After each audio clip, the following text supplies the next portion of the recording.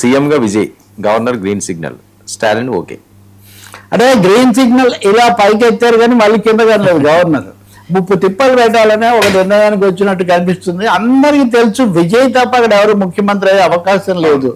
ఇంకెవరినైనా కృత్రిమంగా కూర్చోబెట్టినా కానీ అది కొరివితో తలగొక్కోవడం తప్ప ప్రజల తీర్పును అవమానించడం తప్ప ఇంకోటి కాదు. 107 స్థానాలు 108 స్థానాలు వచ్చిన కాదని ఎవరు ఇప్పుడు ఉదాహరణకు డిఎంకే అన్నా డిఎంకే కలుస్తాయని ఒక కట్టుకథ నిన్న ప్రచారంలోకి వచ్చింది. వాళ్ళిద్దరు కలిసినకి కంటే తక్కువే.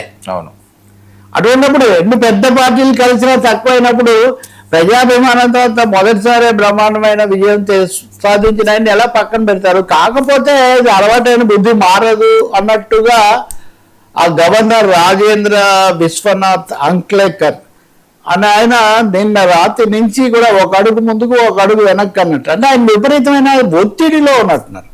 ఆయన అధిష్టానం నుంచి కానీ స్థానికమైన బీజేపీ నాయకత్వం నుంచి కానీ నిన్న రాత్రేమో అసలు కుదరదు, మీరు మొత్తం నేను సంతృప్తి చెందాలి, నా దగ్గర మెజారిటీ చూపించాలని అన్నారు.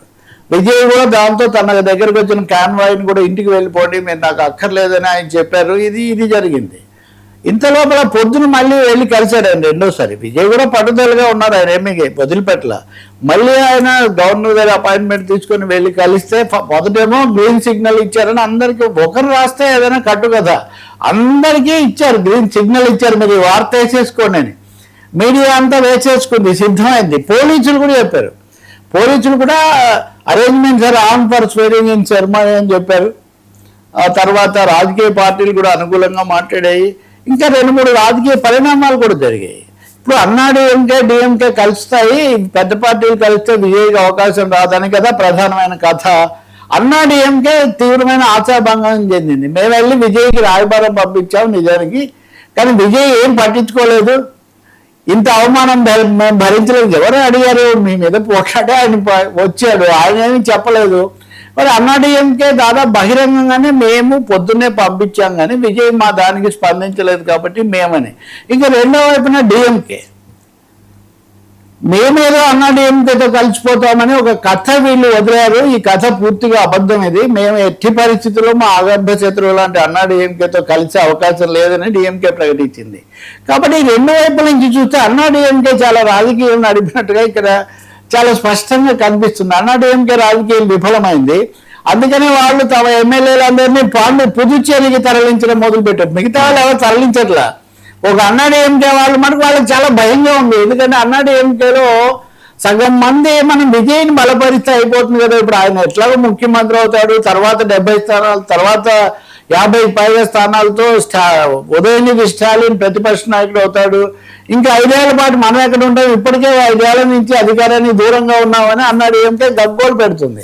అందుకని వాళ్ళు అక్కడికి తరలిస్తున్నారు. తరలించినా ఏమవుతుంది, వాళ్ళు ప్రభుత్వంలోకి రారు, ప్రతిపక్షంలోకి రారు.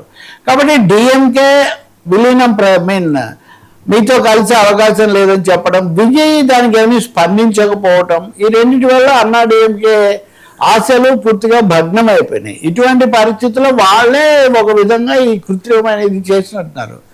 డిఎంకే కాంగ్రెస్ విషయంలో మటుకు కాంగ్రెస్ చాలా సూటిగా బలపరుస్తారని ప్రకటించింది.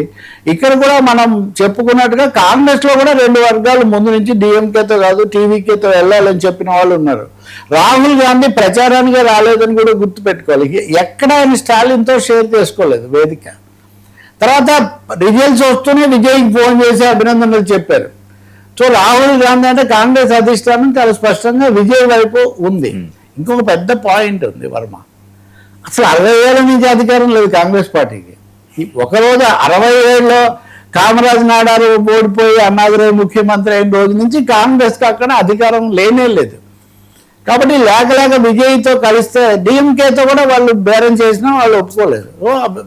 విజయ్ అయితే పదవులు ఉంటాయి, విజయ్కి కూడా ఏంటి, నాకు అభిమానులు ఉన్నారు, ఓట్లు వచ్చాయి, కానీ సంస్థాగత నిర్మాణం లేదు. దేశవ్యాపితమైన కాంగ్రెస్ లాంటి పార్టీ ఉంటే కొంత సపోర్ట్ ఉంటుంది అనే అభిప్రాయం విజయ్కి కూడా ఉంది. అందుకని కాంగ్రెస్ విజయ్ కలిశారు. ఇంకా మిగిలిన కమ్యూనిస్టులు 2 సీట్లతో సిపిఐ సిపిఎం, తర్వాత వీసీకే పార్టీకి 2 స్థానాలు వీళ్ళు బలపరిస్తే చాలు. సిపిఐ కూడా ఇప్పటికే బయటపడి మద్దతుగా మాట్లాడింది. కాంగ్రెస్ కూడా వీసీకే కూడా మాట్లాడింది. ఒక సిపిఎం మటుకు డిఎంకేతో కలిసి వెళ్ళాం కదా, రేపు వాళ్ళు సమావేశం పెట్టుకున్నారు.